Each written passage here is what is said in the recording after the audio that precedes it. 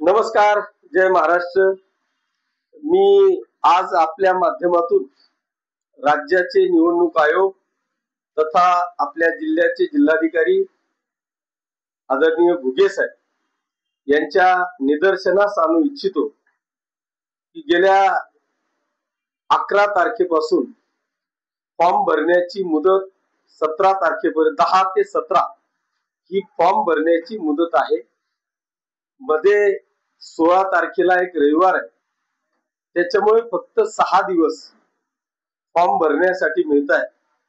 खरं म्हणजे 6 दिवस फॉर्म भरण्यासाठी खूप, परंतु या वर्षी ऑनलाईन फॉर्म भरणार असल्या कारणाने संपूर्ण राज्याची ती एकच वेबसाईट आहे आणि जी काय प्रत्यक्षरित्या मी पाहणी करतोय तर भडगाव आणि पाचोऱ्यामध्ये अजूनही मग ते आमचे असो किंवा समोरच्यांचे असो, माझ्या माहितीप्रमाणे 40% सुद्धा दोघही शहरांमध्ये अजूनही फॉर्म भरले गेलेले नाहीत। प्रत्येक उमेदवार हैराण झालेला आहे। एक तर त्या सगळ्या एनओच्या भरणा, बँकेचं अकाउंट, या सगळ्या गोष्टी करत करत तो नाकेनऊ आलाय आणि हे सगळं करून जेव्हा तो फॉर्म भरायला ऑनलाईन सेंटरवर बसतोय त्यावेळेस त्याला कमीत कमी 3 तास आणि जास्तीत जास्त 7 तास देऊन सुद्धा त्याचा फॉर्म भरणं रिजेक्ट होतंय।